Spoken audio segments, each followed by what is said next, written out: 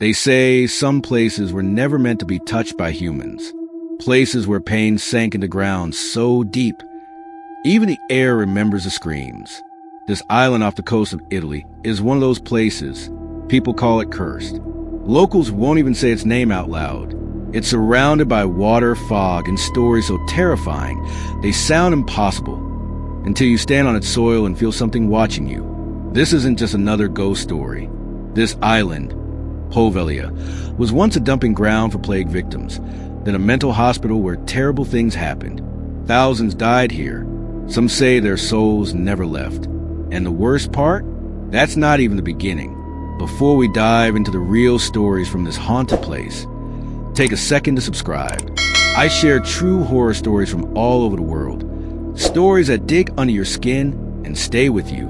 If you like being scared, if you love that slow chill creeping down your back, then you're in the right place. Hit that subscribe button and let's begin. I need you to imagine something. Imagine standing alone on a crumbling dock, the cold wind pulling at your jacket, the gray sea restless under a thick sheet of fog. In front of you is a small island, quiet, forgotten, surrounded by broken stone walls and the remains of a place no one talks about anymore. A place so cursed, so feared, that even fishermen refuse to cast their lines near it. This is Poveglia Island, just off the coast of Venice, Italy, and they say it's one of the most haunted places in the entire world. I didn't believe the stories at first either. Ghosts? Spirits of plague victims and tortured souls? That sounds like something out of a horror movie, right? But what happened to me, and what happened to others who dared step foot there, is something that will never leave my mind. Ever. Before we dive in, make sure to subscribe if you love real horror stories, true ghost tales, and the kind of content that keeps you awake at night. Your support helps me keep sharing these terrifying stories from around the world. So go ahead, hit that button. I promise you won't regret it, unless you go to Poveglia. Let's start with the story of Luca. Luca was a photographer from Florence. He wasn't really into ghosts or haunted things. He just liked ruins, old hospitals, factories, abandoned mansions, places with history and decay, places that tell their stories through peeling paint and silence. One summer, he decided to take a solo trip to Venice. While walking along the canal one afternoon, a gondolier struck up a conversation with him. Luca mentioned his interest in abandoned places, and the man gave him a strange look. "If you want ruins," the gondolier said slowly, "there's one place, but don't say I told you about it." He pointed across the water toward a low, misty shape in the distance. "Poveglia. You'll need a boat. No one will take you there. You'll have to rent one yourself." Later that week, Luca rented a small motorboat under the excuse of exploring the lagoon for photography. He didn't mention Poveglia. He knew better. The boat ride took about 30 minutes. The sea was calm at first, but as he neared the island, a sudden wind kicked up. The water turned dark, almost black, and the clouds began to gather overhead. Luca pulled the boat up to a rotting pier and climbed onto the island. There were broken walls covered in ivy, old stone buildings with boarded windows, and a tall bell tower rising above it all like a watchful eye. He stepped carefully, taking pictures of everything: the overgrown grave markers, the crumbling asylum buildings, the way the vines had pulled entire doors off their hinges. Then something strange started happening. Luca's camera, which had been working fine all day, began to malfunction. The screen flickered. Every time he tried to take a picture of the bell tower, it came out blurry, as if something was standing in front of the lens. But there was nothing there. At first, he thought it was just equipment issues. But then he heard it. Footsteps. Not his. He froze. The footsteps were slow, heavy, and crunching to the gravel somewhere behind him. He turned quickly. Nothing. Just the collapsed wall of an old building and the rustling of dead leaves. He moved toward the main building, the one that used to be an asylum during the early 20th century. The doors were missing and the inside was pitch black, but something pulled him in. Inside, he found rusted bed frames, glass shards on the floor, and names scratched into the walls, dozens of them. Some in Italian, others in Latin. Some were just symbols. Then came the whispering. It didn't come from any one direction. It was everywhere, like the walls were breathing words. He couldn't understand them, but they grew louder, more desperate, more angry. He turned to leave. That's when he saw her, a woman, standing at the end of the hallway. She was barefoot, wearing a stained white hospital gown, her long dark hair hanging wet and tangled across her face. Her head was tilted slightly. Her hands hung limply at her sides. Luca froze. He couldn't breathe. He couldn't move. The woman took a step forward, then another, but her feet made no sound. He finally broke free of his fear and ran. He didn't stop until he hit the shore and jumped into the boat, nearly tipping it into the water. As he started the engine, he looked back, and the woman was still standing there on the beach, her arms now outstretched. He never went near Poveglia again. When he developed his photos, every image from the island was gone, just blank frames, except one. The last picture, one he swore he never took, was of the hallway inside the asylum, and at the end of that hallway was the woman, but her face was clearly visible. She was smiling. Luca deleted the photo. He smashed the memory card, but he still dreams of her, always standing at the end of a long hallway, waiting for him to come back. There's something wrong with that island. It's like a wound that never healed. Some say it was cursed even before the plague. Others believe it became hell on earth after it was turned into a quarantine zone. Thousands of people died there, plague victims, asylum patients, prisoners. So many that the soil is more ash than earth. Even today, bones still wash up on the shore when the tide is strong. And yet, people still go. In 2017, a group of 4 paranormal investigators from Milan, Marco, Elisa, Tommaso, and Giulia set out to do something no one had done in years. Spent a full night on Poveglia Island. They weren't amateurs. They had explored haunted places before, old jails, war hospitals, even deep underground tunnels. But Poveglia was different. Locals warned them not to go. One fisherman refused to rent his boat to them, saying, "You may go in, but something else may come out." That should have been enough to stop them, but it wasn't. They hired a small, private boat and set off just before sunset. The water looked calm from the shore, but the closer they got to Poveglia, the heavier the air became. It wasn't just a fog, it was a silence. No birds, no insects, just the slow slapping of water against the boat. They stepped onto the island with backpacks, flashlights, and their equipment.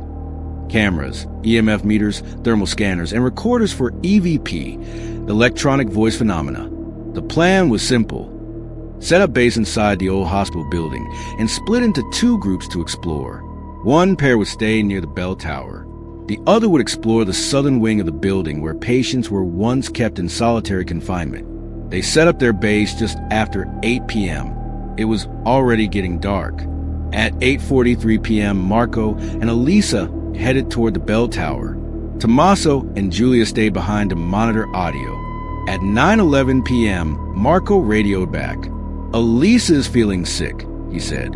"Nausea, dizziness, like she's being pulled backwards." Then the radio went silent. They tried calling again. No response. Tommaso grabbed a flashlight and went out with Giulia. When they reached the bell tower, Marco was sitting alone on a broken step. His eyes were wide. He looked completely disoriented. "Elisa?" Giulia asked. He looked up slowly and whispered. She walked into the dark. I couldn't stop her. They called her name over and over. Nothing. No answer. They tried the radio again. Static. Finally, after 20 minutes of searching, they heard something. Footsteps. But they weren't coming from Elisa. They were behind them. Quick, fast, dragging footsteps that moved around the corner. But when they chased the sound, there was no one there. And then they heard Elisa scream. It wasn't far, but it sounded distorted, like it was echoing through water. They ran toward the sound and found her inside a collapsed hallway, sitting against the wall, whispering something over and over. At first, they couldn't understand her. But when Giulia got closer, she froze. Elisa was repeating the same phrase. Sono ancora, sono ancora. I'm still here. I'm still here. When they finally calmed her down and brought her back to base, she couldn't remember anything after walking toward the bell tower. She didn't know why she was whispering or how she ended up in that hallway. They decided to pack up early and leave before midnight. But Poveglia wasn't done with them. At 11:47 p.m., just before they exited the building, every single flashlight they carried died at the same time. Total darkness. They were halfway to the shore when Julia started screaming. Something had grabbed her ankle hard. She thought it was Marco trying to help her walk across the rocks. But Marco was 3 steps ahead.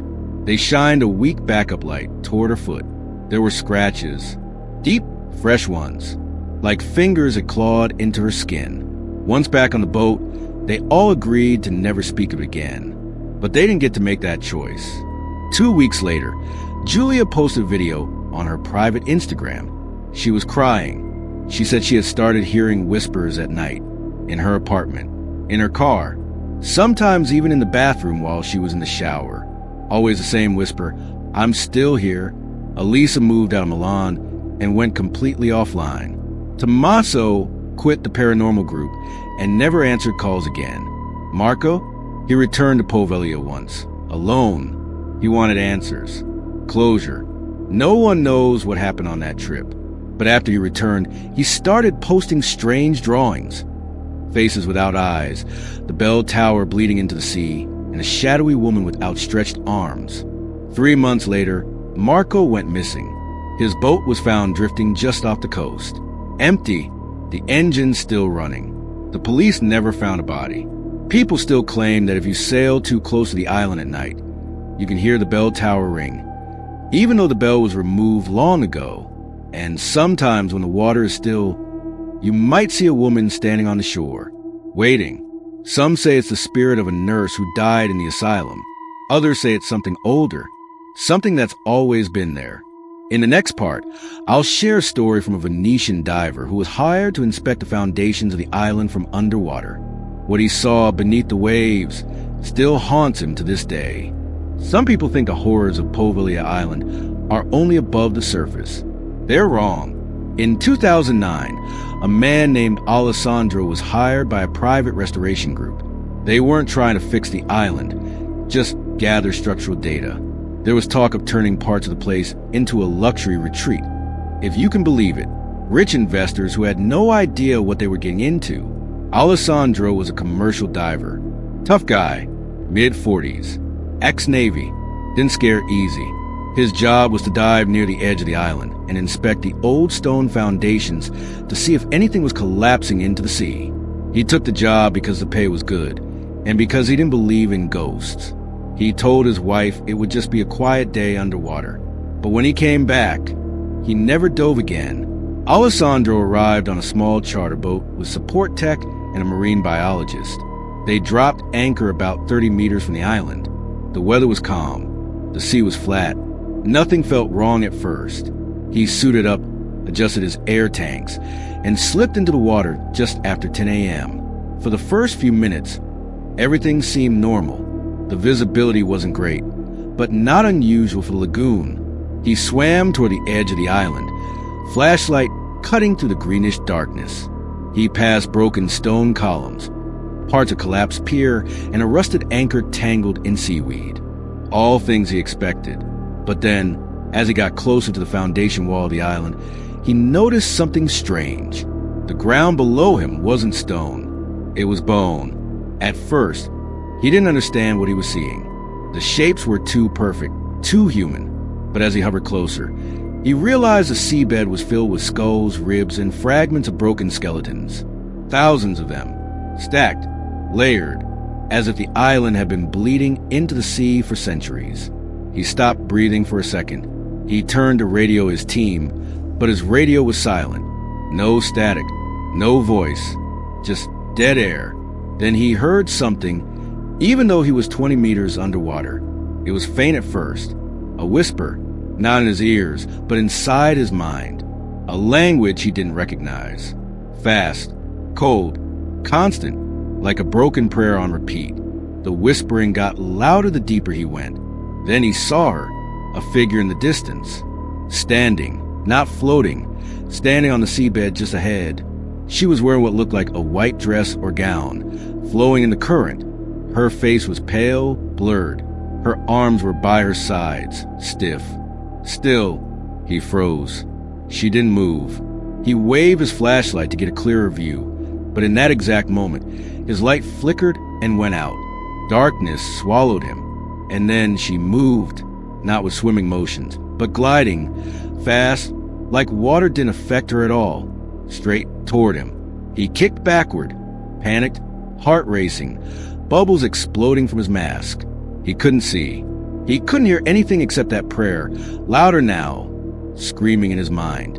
Just as he turned to escape, something brushed his shoulder. He spun around, light flickering back for 1 second. Nothing. No woman. No shape. Just bones. Bones all around him, like the seabed was rising to pull him under. He surfaced minutes later, gasping, shaking, nearly vomiting from fear. His team pulled him out. He didn't say a word until the boat had left the island far behind. When he finally spoke, all he said was, "There's something alive down there." He retired 2 months later. Never took another dive job. Told friends and family that the sea near Poveglia is cursed, more than cursed. He said the island is rotting from the inside, and whatever's underneath, it doesn't want to be disturbed. The marine biologist who was on the boat with him later analyzed footage from Alessandro's helmet camera. But everything after the 7-minute mark was gone, just static, except for one frame at timestamp 7:38. It shows a woman's face. Not clearly, not fully, just a blurred, pale face in the corner of the screen. No eyes, no mouth, just a look of pure hatred. The restoration project was canceled shortly after. The investors never made another offer. Locals say that's when the sea around Poveglia started acting strange. Boats drifting off course. Compass needles spinning. One fisherman claims his net came up full of broken teeth. Another says he heard someone screaming underwater, like someone drowning. But when he looked, no one was there. It's not just a haunted island. Something beneath it is alive. Sometimes, the horror isn't in the ghosts. It's in the blood. A few years ago, a woman named Sophia, born and raised in Venice, found something in her late grandfather's attic that changed her life forever. She had always loved her grandfather. He was quiet but kind, a retired doctor who spent most of his life working in hospitals across Italy. After his death, Sophia and her mother began cleaning out his home. That's when they found the chest. It was small, wooden, and locked. The key was taped to the bottom of one of his old medical journals. Inside were two things: a black and white photo of a young woman standing in front of the bell tower on Poveglia Island, and a letter. The letter was dated October 11th, 1947. It began with one line: "If you're reading this, the ghosts are now yours." Sophia didn't understand. She showed the photo to her mother, but her mother went pale and refused to speak. She just left the room, crying. Sophia read the letter again and again. It told the story of a nurse named Lucia. Lucia worked at the asylum on Poveglia during the 1930s and 40s. She was known for being gentle with patients, whispering to them when they cried, singing lullabies to those who couldn't sleep. But there were rumors that the head doctor was doing cruel experiments, and that Lucia helped him. The letter, written by Sophia's grandfather, admitted that he was that doctor. He described unspeakable procedures done to difficult patients, ice baths, lobotomies, isolation for weeks. He said the island made him feel powerful and that Lucia made him feel alive. They were in love, or so he thought. But something happened in 1947 that changed everything. One night, a fire broke out in the west wing of the asylum. Patients screamed as the flames climbed the walls. Most escaped. Some didn't. Lucia was found standing at the edge of the roof, her hands burned, her face cut. When rescuers tried to help her, she jumped. Her body was never found. The next day, the asylum was shut down for good. The government sealed the records. Poveglia was abandoned, but in the letter, Sophia's grandfather confessed to something worse. He said he didn't believe Lucia died that night. He believed she stayed, and that she never forgave him. After he left the island, he began hearing her voice, seeing her in mirrors, feeling her presence at night. He moved often, burned every photo. But he couldn't run forever. He wrote, "They buried the history, but blood doesn't forget, and neither does she." Sophia was horrified. She tried to tell herself it was just the guilt of an old man. Fading memories turned into fantasy. But then strange things began to happen. At night, her apartment would fill with a smell, something sour like burning cloth. She would wake up to find the windows open, even in winter. Once, she found muddy footprints on her bathroom floor. She lived on the fourth story, but it was the dream that broke her. In the dream, she stood on the shores of Poveglia. The fog was thick. The bell tower rose in the distance, silent. And Lucia was standing there, barefoot, her skin gray and wet, her eyes black holes. She raised one hand and whispered, "Come home." Sophia screamed herself awake. She booked a ticket the next morning. Not to leave Italy, but to go to Poveglia. She needed answers. She needed to know if the island was really cursed or if her own blood carried something darker. She rented a boat under a fake name, paid a man extra to take her clothes, then paddled the last few meters in a kayak. The island was dead silent. She stepped onto land. It felt like her body locked up the moment her foot touched the soil. She moved slowly through the ruins. The air was thick, like it had weight. Shadows twisted in places they shouldn't be. She reached the building that had once been the asylum. It was barely standing. She found the stairs to the roof. And there, etched into the stone, beneath the place Lucia jumped, was one word: Traditor. Traitor. Sophia didn't go any farther. She turned and left. When she reached the shore, she looked back and saw Lucia standing on the roof. Her dress was still burning. Sophia never told anyone else. But months later, she started hearing the voice too. And that's why she came forward and shared her story with a paranormal researcher. Not for fame, not for forgiveness, but as a warning. Because now, she says, Lucia doesn't just haunt the island. She follows the bloodline. And the nightmares don't stop just because you leave the island behind. They say Poveglia Island is closed to the public, that no one is allowed to set foot there.